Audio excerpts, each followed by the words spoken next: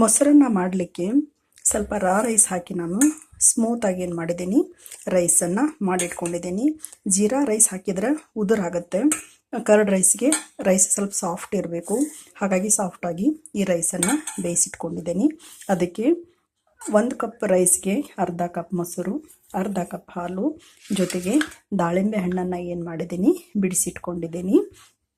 ಮತ್ತು ರುಚಿಗೆ ತಕ್ಕಷ್ಟು ಉಪ್ಪನ್ನು ಇಲ್ಲಿ ಸೇರಿಸ್ತಾ ಇದ್ದೀನಿ. ನಾವು ಮಾಡಿಟ್ಟಿರೋ ಒಗ್ಗರಣೆನ ಆಲ್ರೆಡಿ ಸಾಸಿವೆ, ಜೀರಿಗೆ, ಹೌದಾ, ಒಣಮೆಣಸಿನ್ಕಾಯಿ, ಕಡಲೆಬೇಳೆ ಮತ್ತು ಆಪ್ಷನಲ್ ಹೇಳಿದ್ದೆ ದ್ರಾಕ್ಷಿ ಮತ್ತು ಗೋಡಂಬಿ, ಅದು ಇಷ್ಟ ಇದ್ದರೆ ಹಾಕ್ಬೋದು, ಇಲ್ಲದೇ ಇದ್ದರೆ ಇಲ್ಲ. ಈ ಥರ ರೆಡಿ ಮಾಡಿಟ್ಟಿರೋ ಒಗ್ಗರಣೆನ ಕೊನೆಗೆ ಸೇರಿಸ್ಬಿಟ್ರೆ ನಮ್ದು ಏನಾಗುತ್ತೆ, ಕರ್ಡ್ ರೈಸ್ ಇವತ್ತಿಂದು ರೆಡಿ ಆಗುತ್ತೆ. ಹೌದಾ, ಆ್ಯಕ್ಚುಲಿ ಶುಕ್ರವಾರ ಮಹಾಲಕ್ಷ್ಮಿ ಪೂಜೆಗೆ ನೈವೇದ್ಯಕ್ಕೆ ಒಂದೊಂದ್ಸಲ ಕರ್ಡ್ ರೈಸ್ ಮಾಡಿರ್ತೀವಿ, ಇಲ್ದಿದ್ರೆ ಹಾಲಿನನ್ನ, ದುಗ್ಧನ್ನ ಅಂತ ಹೇಳ್ತಾವಲ್ಲ, ಅದನ್ನು ಮಾಡಿರ್ತೀವಿ. ಹೌದಾ, ನಿನ್ನೆ ನಾನೇನು ಮಾಡಿದೆ, ದುಗ್ಧಾನ್ನ ಮಾಡಿದ್ದೆ, ಹಾಲಿನನ್ನ ಸ್ವಲ್ಪ ಸ್ವೀಟ್ ಮಾಡಿ ನೈವೇದ್ಯ ಮಾಡಿದ್ದೆ. ಇವತ್ತು ನೈವೇದ್ಯಕ್ಕೂ ಆಯಿತು, ಬಾಕ್ಸಿಗೆ ಆಯಿತು ಅಂಥೇಳಿ ಏನು ಮಾಡ್ತಾ ಇದ್ದೀನಿ, ಕರ್ಡ್ ರೈಸನ್ನು ರೆಡಿ ಮಾಡ್ತಾ ಇದ್ದೀನಿ. ಸಿಂಪಲ್ಲಾಗಿನೂ ನಾವು ಇದನ್ನು ಮಾಡ್ಕೋಬಹುದು, ಸ್ವಲ್ಪ ಹೋಟೆಲ್ ಸ್ಟೈಲಲ್ಲಿನೂ ಮಾಡಬಹುದು.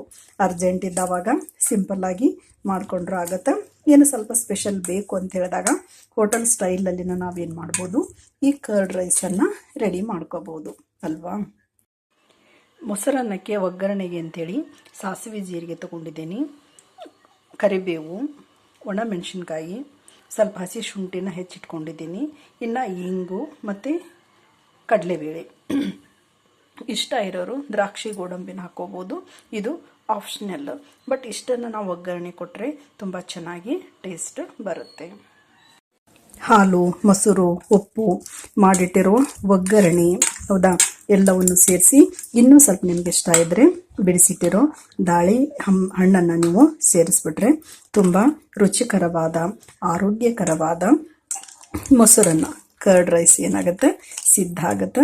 ಬೇಸಿಗೆಯಲ್ಲಂತೂ ಆರೋಗ್ಯಕ್ಕೆ ತುಂಬ ಒಳ್ಳೆಯದು. ಮತ್ತು ಪ್ರತಿದಿನ ಬಾಕ್ಸ್ಗೆ ಸ್ವಲ್ಪ ಚೇಂಜ್ ಇರಲಿ ಅಂತಲೂ ನೀವೇನು ಮಾಡ್ಬೋದು, ಕರ್ಡ್ ರೈಸನ್ನು ಮಾಡ್ಕೋಬೋದು ಅಲ್ವಾ. ನೀವು ಯಾವ ಥರ ಮಾಡ್ತೀರಾ ಅನ್ನೋದನ್ನು ಕಮೆಂಟ್ ಮೂಲಕ ತಿಳಿಸಿ.